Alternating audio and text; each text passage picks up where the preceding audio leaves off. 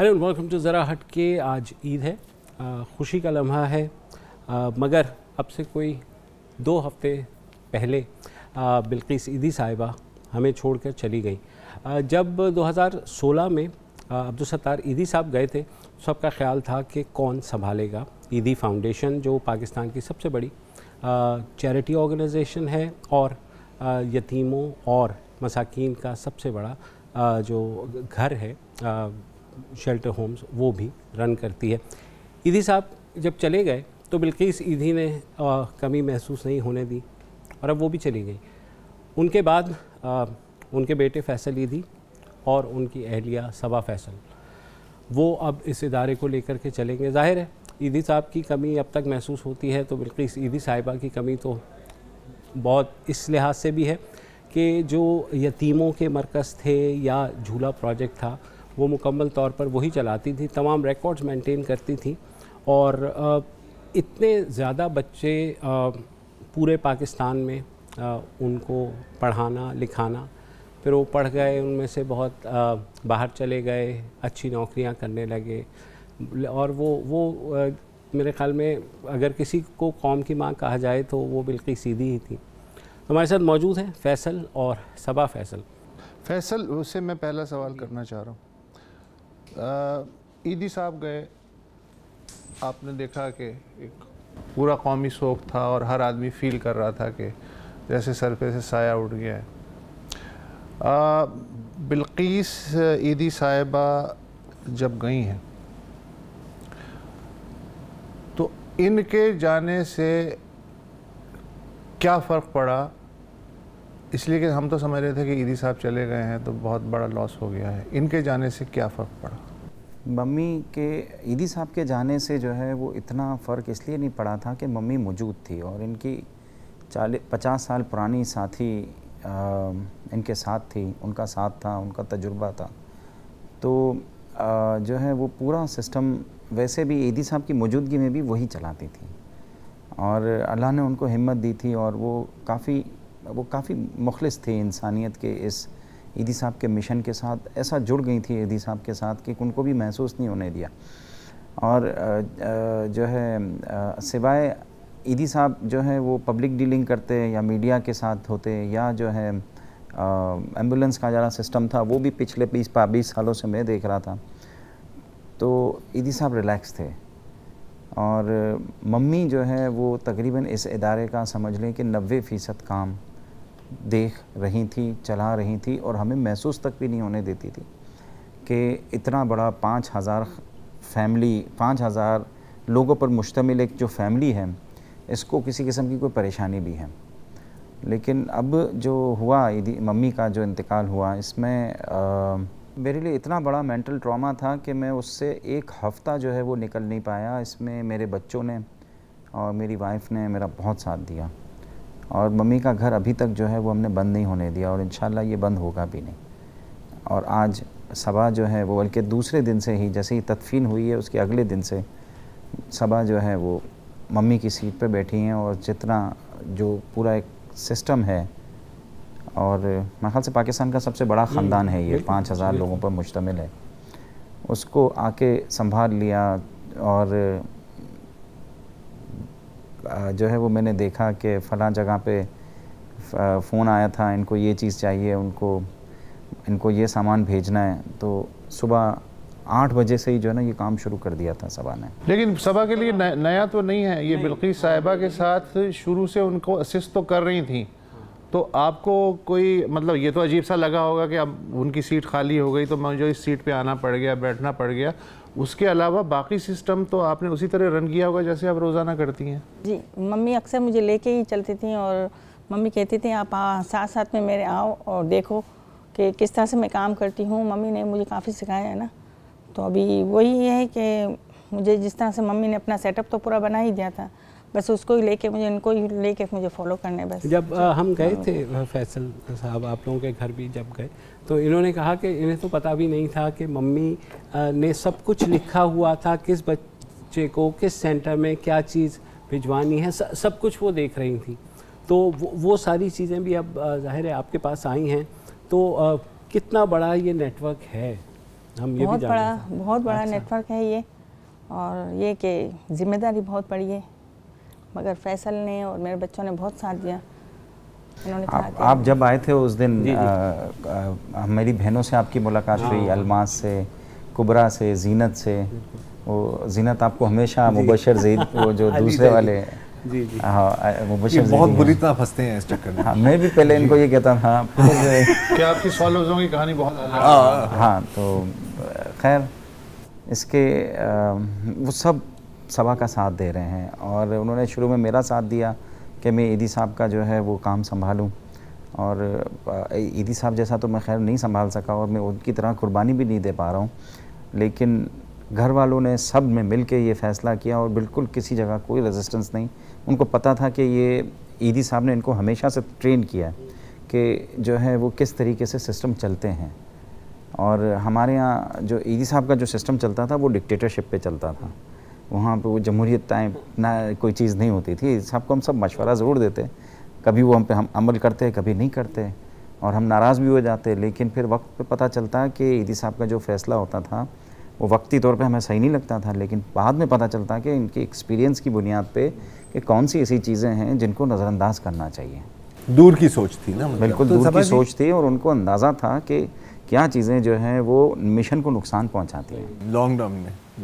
तो सभा जी, अगर मैं आपसे पूछूं कि क्योंकि जब बाहर से कोई ईदी फाउंडेशन को देखता है तो लगता है कि ऑटोमेटिक पे मशीन चल रही है, मतलब एम्बुलेंसेज, झूले, अतिया वगैरह वगैरह। डेली रूटीन क्या होती है आपकी?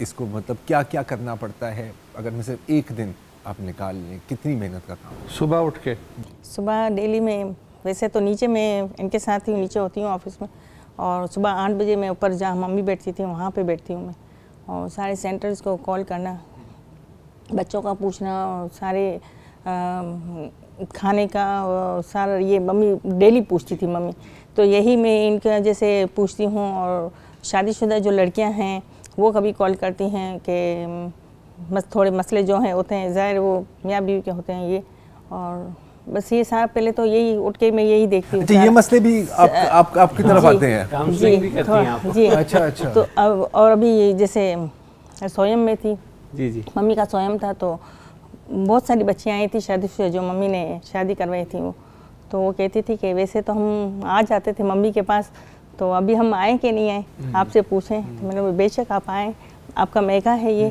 और आप मुझे भाभी समझे, भाभी हूँ। वैसे सारे सेंटर सारे मुझे भाभी कहते थे, मम्मी को मम्मी बहुत प्यार कहते मिलता होगा उनसे। थे, मम्मी को मम्मी कहते थे और मुझे भाभी, हर कोई सेंटर में जो भी था मुझे भाभी कहता था। तो वो रोने लग गई कि नहीं, अभी जाहिर है मम्मी की तो कमी पूरी नहीं हो सकती, कमी नहीं, वो कभी तो ईदी साहब की नहीं हुई तो जाहिर है। तो जी, कुछ ऐसी बातें थी, क्योंकि जैसे अभी फैसल भाई भी बोल रहे थे कि पता ही नहीं था कि कितनी चीज़ें वो संभाल रही थी, कितनी चीज़ों के, कुछ ऐसी चीज़ें जो उनके बारे में पता लगी हों उनके गुजरने के बाद, और जो उनके बारे में आपको भी शायद इल्म ना हो, ऐसी कोई कि वो चीज़ें क्या क्या कर रही थी? वो तो सब कुछ कर रही थी, बस वो मम्मी कहती थी एक हाथ से दो तो दूसरे हाथ को पता ना चले। मम्मी का मम्मी ने ये था। बहुत सारी बच्चियों की जो जाती शादियां मिसाल कराई, हाँ, हाँ। मम्मी ने बहुत सारी बच्चियों की शादियां कराई, तो इसके अलावा बहुत सारे दूसरे जानने वाले किसी को घर दिला देना, किसी का जो है वो दूसरे काम करवा देना, तो वो अब सामने आ रही हैं सारी चीज़ें ना। तो हमें पता भी नहीं था कि ये मम्मी करवाती रही हैं, और ईदी साहब उनको मम्मी को सपोर्ट भी करते थे। तो अभी ये मसला आया क्योंकि बहुत सारे घर ऐसे थे कि जो मम्मी अब के नाम पर ही रहते, वो मम्मी की बेटियां रह रही हैं या जो भी ज़रूरतमंद था वो रह रहा था। तो ये भी इशू आया कि अब इनका क्या करना है, तो हम सब परेशान हैं, अभी तक फ़ैसला नहीं कर पाए कि हमें क्या करना है। लेकिन जो है बहुत सारी शादियां जो मम्मी ने करवाई थी, अब उनकी बच्चियां भी अब जवान हो गई हैं, तो अब देखेंगे हम जैसे जैसे जो जो होगा वैसे वैसे फ़ैसले करते जाएंगे हम लोग।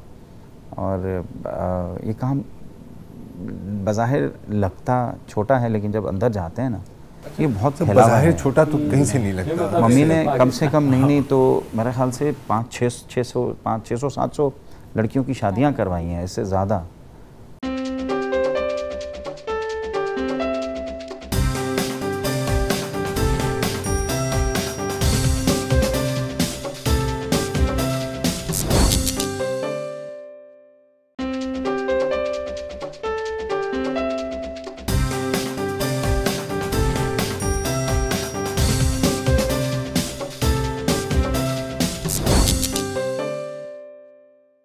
उनका बड़ा चहीता प्रोजेक्ट था झूला प्रोजेक्ट। और मैं अभी जब हम आपके पास आए थे पिछले दिनों, मैंने एक बैनर लगा हुआ देखा आपके दफ्तर के बाहर कि बराह करम फ़िलहाल लोग एडॉप्टेशन के लिए रब्ता ना करें, हमारे पास ज़िंदा बच्चे नहीं हैं, इस तरह का ऊपर लगा था। तो ये जो झूला प्रोजेक्ट है इसको किन किन मसाइल का सामना करना पड़ा, अगर अब इस वक्त ये सूरत हाल है इसकी तो क्यों है ये, अगर आप बता सकें। मैं बताता हूँ। झूला प्रोजेक्ट 60s में ईदी साहब, बल्कि 51 में ईदी सेंटर खुला, सेंटर डिस्पेंसरी थी इब्तदाई। 54 में ईदी साहब ने पहली एम्बुलेंस ली और उसी पे एम्बुलेंस चलाना, हिलमन गाड़ी थी यूके की, उस पे उन्होंने एम्बुलेंस चलाना सीखी 54 में। और 22 साल तक ईदी साहब अकेले, क्योंकि उनके पास इतने चंदा नहीं था तो वो खुद ही अकेले चलाते 24 घंटे, रात को भी ड्यूटी दे रहे होते, दिन में कोई भी जिस वक्त भी कोई आ जाता। तो लोग इनको जब देखते कि ये एक वॉलंटियर है, इलाके में काम कर रहा है, रज़ाकार है, तो फिर उनको फ़ोन करते थे कि कभी कोई लावारिस कहीं सी जगह पड़ा हुआ है या कोई एक्सीडेंट हुआ है, तो कोई बंदा पड़ा हुआ है, तो आप आके ये मरीज़ को जो है वो ले जाएं। तो ईदी साहब उठाते, सिविल हॉस्पिटल छोड़ देते उनको। और पूरे इलाके में मशहूर थे, एम्बुलेंस किसी को चाहिए, दवाई किसी को चाहिए, ईदी साहब के पास चले जाओ। मौलाना ईदी इनका नाम मशहूर था। हालांकि वो हमेशा कहते मुझे मौलाना ना बोलें, उनको अच्छा नहीं लगता था। और इसके बाद बहुत सारे फ़ोन ऐसे आना हुए शुरू के फ़ला जगह पे कचरे के ढेर में बच्चा पड़ा हुआ है, मरा हुआ या ज़िंदा, तो घी का डब्बे के अंदर या प्लास्टिक की थैली के अंदर कोई डाल के चला गया, उसको ले जाएं आप आके, फ़ला जगह पे पड़ा हुआ है। तो ईदी साहब जाके उनको लेकर आते। तो मम्मी के साथ वो बैठ के अमूमन डिस्कस करते। और इनके काफ़ी इंटरव्यूज़ में ईदी साहब ने भी बोला ये बात। तो मम्मी ने कहा कि हमें झूले लगा देने चाहिए ईदी सेंटर के, जितने उस वक्त तो एक ही ईदी सेंटर था, तो उसके बाहर इन्होंने झूला लगा दिया। फिर जैसे जैसे जितने ईदी सेंटर्स खुलते गए उन सब के बाहर एक झूला लगा दिया। तो उसमें बच्चे फिर आना शुरू हो गए और उस पर लिख दिया कत्ल ना करें, झूले में डाल दें। और ये नया कॉन्सेप्ट नहीं है, ये ब्रिटिश राज के दौरान भी जो है वो बच्चों को जो अनवांटेड बेबीज़ होती थी तो वो चर्च या मंदिर के पे झूले लगे हुए होते थे। सारे तो नहीं मंदिरों पे लगे होते थे, सारे चर्चों पे नहीं लगे होते थे, लेकिन कुछ जहाँ पे इंसान तरस लोग होते थे वो झूला लगवा देते थे, तो वहाँ पे बच्चा लोग छोड़ के चले जाते थे और उस तरह वो ज़िंदगी पा लेते थे बच्चे। तो वही कॉन्सेप्ट ईदी साहब को बहुत अच्छा लगा, मम्मी के कहने पे उन्होंने लगा दिया। तो हज़ारों बच्चे जो हैं ये अपने मतलब आज एक अच्छी ज़िंदगी गुजार रहे हैं, कोई कहाँ है, कोई किस जगह पर है। और एक वाक़या है मैं बताता हूँ आपको। मम्मी आज से तकरीबन 15 साल पहले किसी कोई अच्छा स्कूल था उसके इवेंट में गई, तो एक बच्ची थी तकरीबन 7-8 साल की, उसने बहुत अच्छा परफॉर्म किया वहाँ पे। तो उसके परफॉर्मेंस पे उसको अवार्ड दिया गया। तो वो जब ख़त्म हुआ प्रोग्राम तो मम्मी बैठी हुई थी, तो उसके पास वो बच्ची अपनी माँ के साथ आई और मम्मी ने उसको अवार्ड भी दिया था उसी प्रोग्राम के दौरान उसकी परफॉर्मेंस पे। तो उसकी माँ ने जो है वो मम्मी को कहा कि ये आप ही की बेटी है। तो मम्मी को बहुत अच्छा लगा कि माशाल्लाह मेरी बेटी आज इतना अच्छा परफॉर्म कर रही है और इतनी अच्छी स्कूल में पढ़ रही हैं, अल्लाह इसको कामयाब करें। तो ये वाक़या सबको मम्मी बहुत जो है ना शौक़ से मतलब दिल से सुनाती थी। अभी उनकी वफ़ात के बाद एक और किरदार भी सामने आता है, अमेरिका में रहती हैं वो बच्ची, राबिया उस्मान, राबिया बानू उस्मान। तो इस तरह के तो बहुत सारे किरदार होंगे। बहुत हैं इस तरह के। और राबिया का तो ऐसा है कि मम्मी ने जिस फैमिली को दी थी वो न्यूयॉर्क में रहती थी और माशाल्लाह इतनी ज़हीन बच्ची थी कि उसको इतनी स्कॉलरशिप्स मिली और उसने मास्टर्स तक जो है वो जो है तालीम हासिल की फ्री में। अमेरिका में रहते, हालांकि अमेरिका में तालीम हाई स्कूल के बाद बहुत महंगी तालीम है और अब सब वाकिफ़ ही हैं कि वहाँ पे किस तरीके से अमेरिका में हायर एजुकेशन में लोगों को क्या क्या कुर्बानियाँ देनी पड़ती हैं। खैर अल्लाह ने उसको मौका दिया, बच्ची बहुत ज़हीन थी, उसको बहुत अच्छे माँ बाप मिले। अपने माँ बाप को वो अम्मी अब्बू कहती थी और ईदी साहब और मम्मी को बड़ी अम्मी और बड़े अब्बू कहती थी।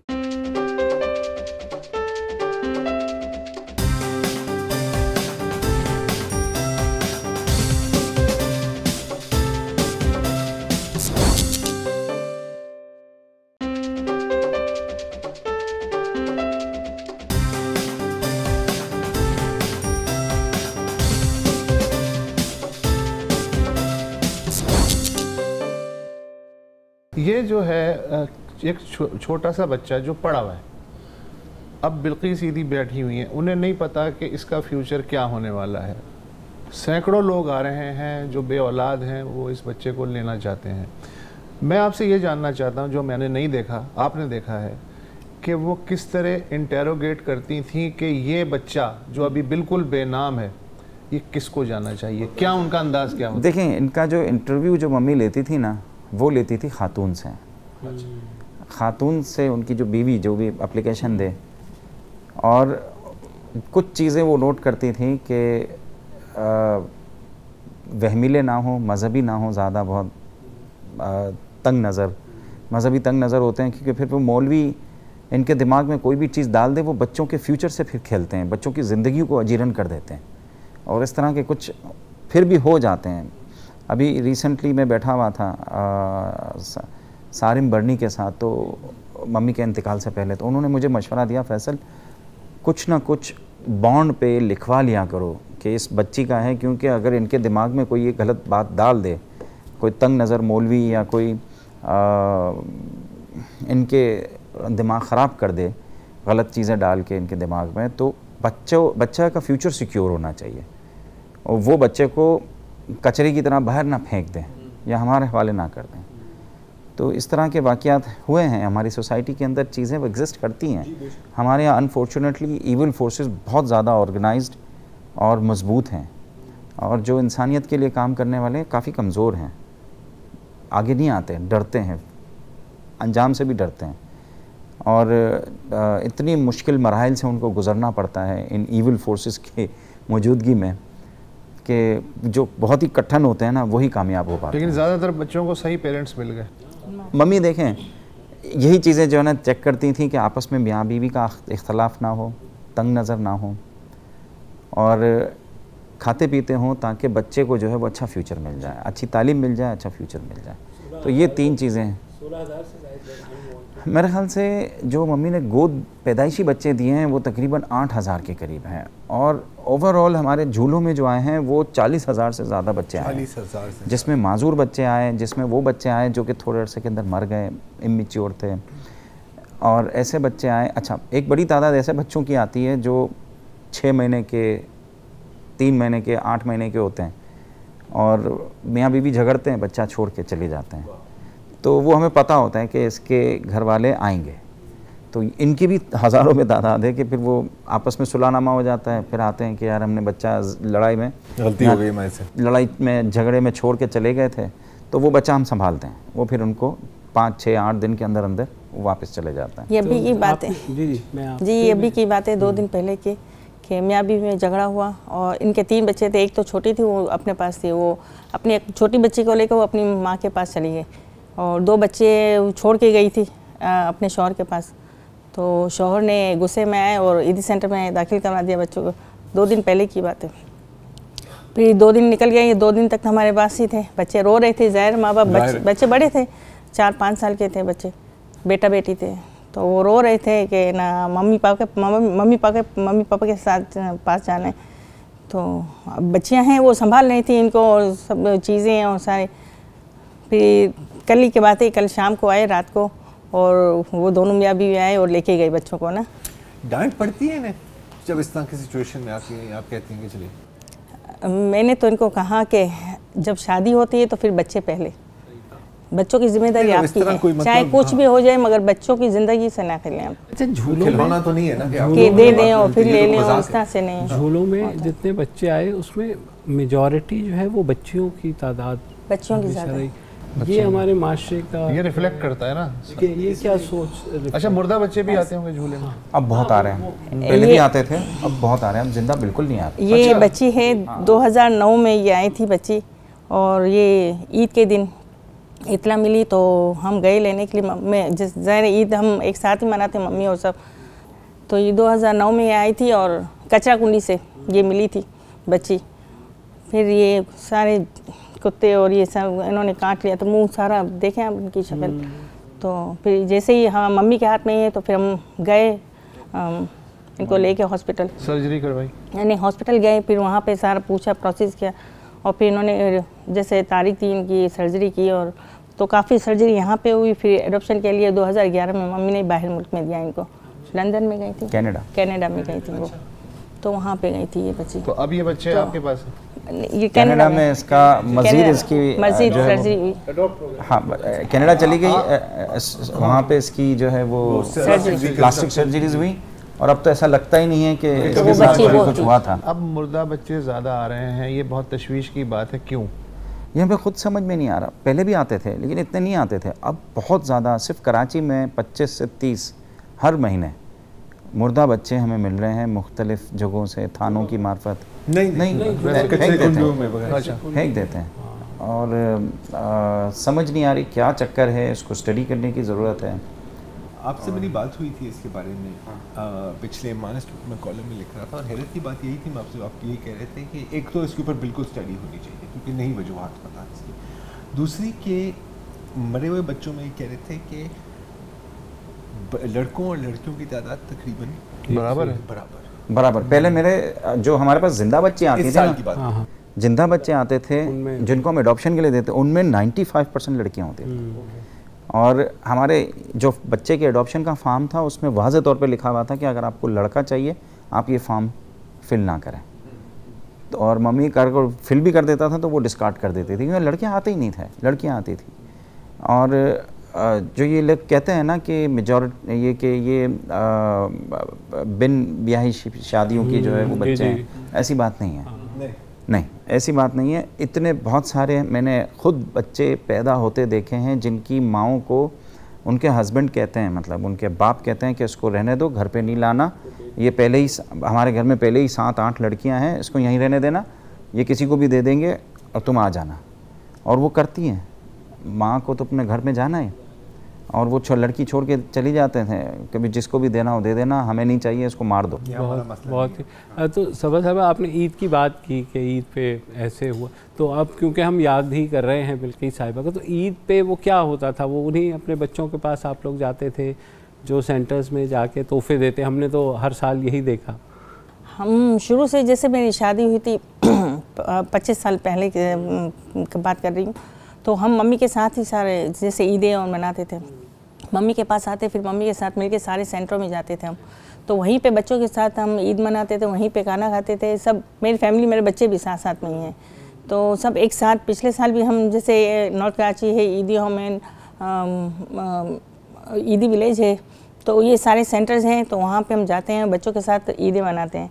अभी सब सेंटर्स में जो जहाँ बच्चे हैं, वो सेंटर्स जो इनकी इंचार्ज है वो फ़ोन करती हैं कि अभी हम ईद किस तरह से मनाएंगे। हम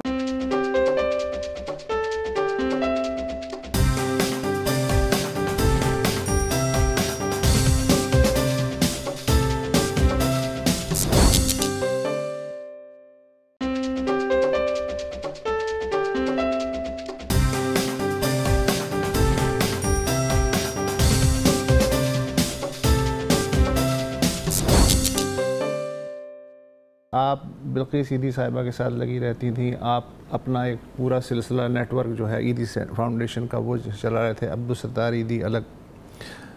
आपके 4 बच्चे जो हैं वो कैसे पले? मैं घर पे भी तवज्जो देती थी और मम्मी के साथ भी होती थी, ये नहीं बिल्कुल वो जैसे आपके साथ होते थे कभी? जी, बच्चे मेरे साथ साथ ही होते हैं, मेरे बच्चे साथ साथ में ही होते हैं। तो वो भी मतलब इसी माहौल हाँ, को जी, देख के चले आए शुरू जा रही हैं मम्मी के साथ, तो वो बच्चे भी साथ साथ आपके? ज़ाहिर है वो बच्चे अकेले तो नहीं होते। बचपन में वो कंफ्यूज होते थे कि मतलब मैं भी इन्हें अम्मा कह रही हूँ, बाकी भी अम्मा कह रहे हैं, तब बिल्किस नहीं, वो शुरू से एक आदत थी हमारी। अच्छा, आदत थी। वो हमारी शुरू से आदत थी। हमारी जो खानदान है वो इतना भी बड़ा है। इतना बड़ा है माशाल्लाह। अब्बा हुजूर कुछ कहना चाह रहे हैं? ईदी विलेज में मैंने गेस्ट हाउस बनाया है जहाँ पे तकरीबन 10-12 साल हो गए। तो ईद में अक्सर तीसरी ईद को अमूमन सारे सेंटरों के बच्चे जो है वो वहाँ पे जमा हो जाते हैं। तो स्विमिंग पूल हैं, झूले हैं, मुख्तलिफ जानवर हैं, बत्तख हाईवे पे जो है, हाईवे पे हैं। जी जी।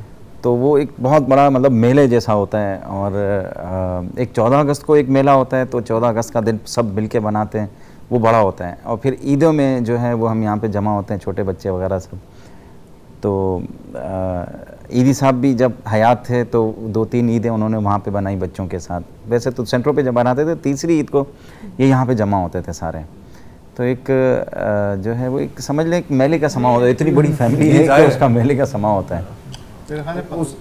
उसकी भी तो प्लानिंग काफ़ी करनी होती। अच्छा, एक खबर गर्दिश कर रही थी अभी के आपकी जो बेटी हैं वो फ्यूचर में आके इसमें ही हिस्सा लेंगी एंड सो ऑन, लेकिन मेरे ख्याल है कि वो तो तालीम मुकम्मल करने जी 4th ईयर में, वो मेडिकल के 4th ईयर में। अच्छा, तो बाकायदा मेडिकल करके आएंगे, ठीक है। तो वो तो फिर हाँ, उसको भी शौक है। उसको हमारा एक 120 बेड का हॉस्पिटल है, उसमें ख़वातीन का एक बहुत बड़ा शोबा है, बिल्की सैदी हॉस्पिटल के नाम से।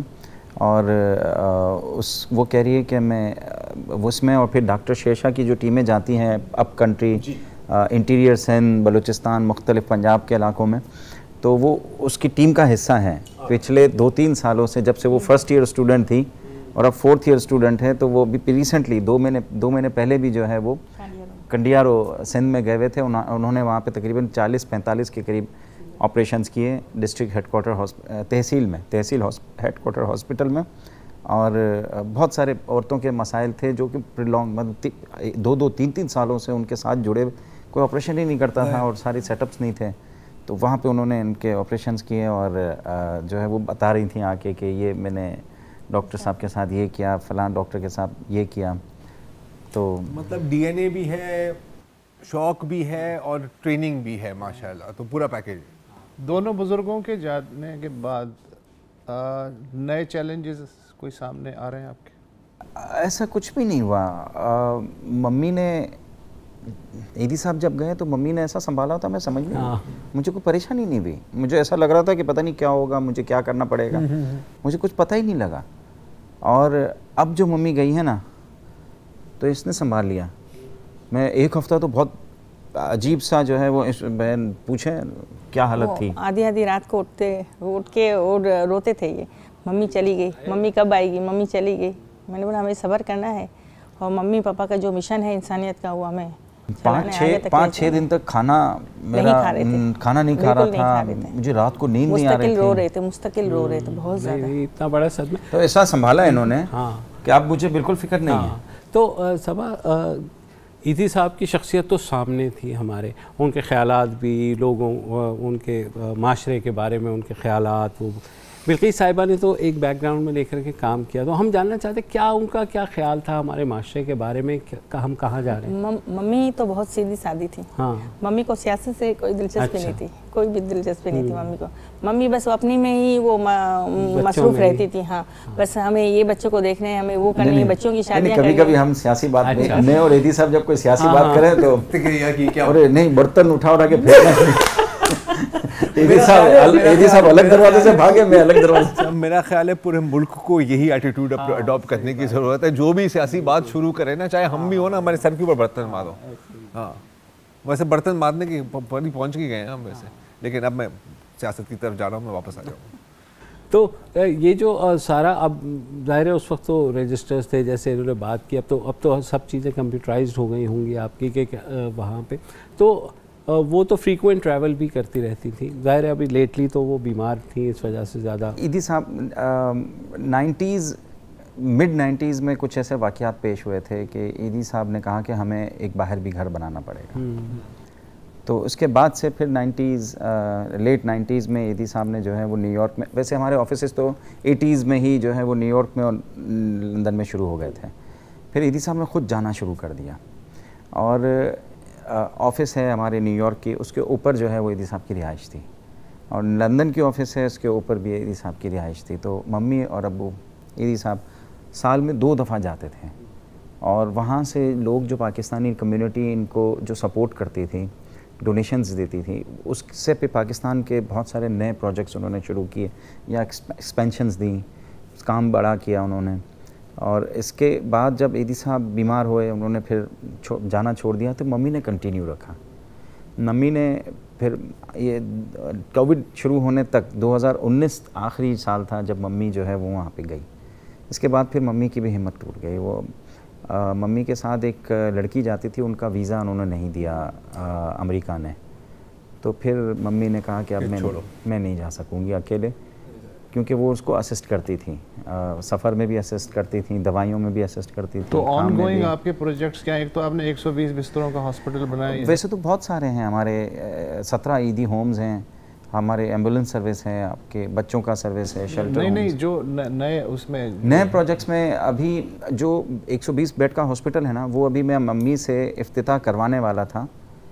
उसका ICU और HDU और जो है वो केयर यूनिट्स वगैरह, इनके ऑपरेशन थिएटर्स मैं मम्मी से करवाने ही वाला था, लेकिन अब मम्मी का अचानक कहाँ पे बना रहे हैं, बनाया ये लियारी के अंदर हमारा एक 20 बेड का जो है वो हॉस्पिटल था पहले ही गायनाकोलॉजी का, उसको 120 बेड कर दिया हमने, उसको एक्सटेंड किया और जो है वो कुछ माले हमारे पास ऊपर खाली पड़े हुए थे, तो उन सबको जो है वो अब यूटिलाइज़ कर रहे हैं। तो मम्मी से इफ्तिताह कराने ही वाले थे, लेकिन अचानक ये हुआ। मम्मी का ऐसा मसला कुछ भी नहीं था, मम्मी को छोटा सा नाखून में एक गैंग्री थी और इसमें जान सब के सब डॉक्टर सर पकड़ के बैठे हुए हैं कि इसमें तो जान जाने वाली कोई ऐसी चीज़ नहीं थी, ऐसा क्यों हुआ। तो वो मम्मी को कुछ दवाइयाँ ऐसी लगाई गई टेस्ट के अंदर। अच्छा, इलाज वगैरह सारा मेरा मम्मी का सिविल हॉस्पिटल में हो रहा था, मम्मी बहुत खुश थी और गैंग्री भी रिवर्स हो रही थी। नाखून इन्होंने निकाला मम्मी का अंगूठे का, तो नाखून भी जो है वो सेकंड डे, एक दिन छोड़ के दूसरे 48 घंटे में आना शुरू हो गया। तो इसका मतलब सारी वेसल्स वगैरह भी सही काम कर रही थी, सब कुछ था। फिर वो वेस्कुलर डॉक्टर ने जो है उन्होंने कहा टेस्ट कराएं। ट्रॉमा सिविल हॉस्पिटल में वो टेस्ट कराने के लिए जब गए एंजियोग्राफी, तो मम्मी ने मना किया, एंजियोग्राफी मुझे रिएक्शन होता है। उन्होंने मम्मी का टेस्ट वगैरह किया दिल वगैरह का, तो उन्होंने कहा 20% दिल काम कर रहा है, कमज़ोर है, हम ये टेस्ट नहीं करेंगे, कुछ भी नुकसान हो सकता है। फिर आगा खान लेके गए, वहाँ पर उन्होंने कहा कि आप सेकेंड ओपिनियन ले लें। आगा खान लेके गए, उन्होंने टेस्ट कर दिया, तो पहले हार्ट अटैक हुआ उसी टेस्ट की वजह से, उससे 3-4 दिन में मम्मी रिकवर हुई। फिर किडनी फेलियर हुई और उसमें भी हमें बताया नहीं गया कि इनकी किडनी फेलियर हो गई है। अगर वैसा होता तो हम SIUT ले जाते और माशाल्लाह से वहाँ पे हमारा एक बहुत ज़बरदस्त वो हमें एंटरटेन करते हैं, और वो तो हर किसी को करते हैं, और हमारे से बहुत घरेलू ताल्लुकात हैं उनके। खैर, इस दौरान सब परेशान थे कि इतने छोटे से ज़ख़म में कैसे जान जा सकती है किसी की। तो ऑल ऑफ द सडन हुआ सब कुछ जो हुआ। सही बात है। बाहर अब ईदी फाउंडेशन शायद पाकिस्तान की एक ऐसी ऑर्गेनाइजेशन और पाकिस्तान जैसे माशरे में जहाँ भाई भाई पे आजकल एतबार नहीं करता, जब ईदी फाउंडेशन का नाम आता है तो लोग आंखें बंद करके ट्रस्ट करते हैं। क्या वजह है? वो मैसेज क्या है? मोहब्बत है हमसे, लोगों को हमसे। ईदी अभी जब मम्मी का इंतकाल हुआ, कितने लोग जिनको हम जानते नहीं थे वो आके ताज़ियत के लिए आए और रोने लगे और परेशान थे कि जैसे आप लोग परेशान थे कि किस तरीके से अब ये सारा सिलसिला चलेगा। और उस वक्त जब मैं खुद मेंटल ट्रॉमा से गुजर रहा था जी, और उस तरह की सिचुएशन होती है तो और वर्स्ट हो जाती है सिचुएशन। तो इस दौरान मेरे बच्चों ने मेरी बहुत मदद की, मेरी बेटी ने, रबिया ने, मेरी बहनों ने, और मेरा बेटा साद। आप लोग मिल भी चुके हैं मेरे मुख्तलिफ इंसिडेंट्स पे। बिल्कुल, आपसे आप नहीं होते तो हम उन्हीं से इन्फॉर्मेशन लेते हैं। हाँ, तो इंसिडेंट्स में वही आजकल जाता है। मैं तो बूढ़ा हो गया हूँ ना, तो हमेशा जो है वो आप लोगों से मेरे तो फिर खबर में पाँव लटके हैं, अगर ऐसी आप बातें ना करें ना। नहीं बहुत शुक्रिया आप दोनों का। हम इनको यही कहते थे कि मम्मी पापा तो चले गए, बहुत बड़ा हमारा लॉस हुआ, हम आपको नहीं खोना चाहते। तो इसलिए ज़ाहिर है वो बहुत ज़्यादा मेंटली परेशान हो गए। परेशानी जो है ना, ये ऐसी चीज़ नहीं है कि वो 1 हफ्ते 2 हफ्ते की बात है, ये खुद वो तो ब खुद जाती है और मुस्तकिल चलती जाती भी और नहीं भी जाती। और ये एक बड़ी वो जो अजीब कहते हैं ना, किस्म का वक्त सबसे बड़ा मरहम है। जी, वक्त ही परेशानी को। इनकी ज़ाहिर कमी तो कभी पूरी नहीं होगी। माँ का नेबल बदल तो है ही नहीं, लेकिन माँ से बच्चे ज़्यादा अटैच होते हैं। वो जो कहते हैं माँ से ज़्यादा अटैच ऑन, जी। This is life. बहुत शुक्रिया आप लोगों का, आप हमारे पास आए। हमने ये शो इसीलिए प्लान किया कि इस ईद पे हम बिल्कुल ईदी साहिबा को याद करें कि जिस तरह ईदी फाउंडेशन ने इस मुल्क की खिदमत की है। हम उम्मीद करते हैं कि आगे भी ये सफ़र जारी रहेगा। बस ये आज के लिए इतना ही, कल दोबारा हाजिर होंगे। खुदा हाफिज़।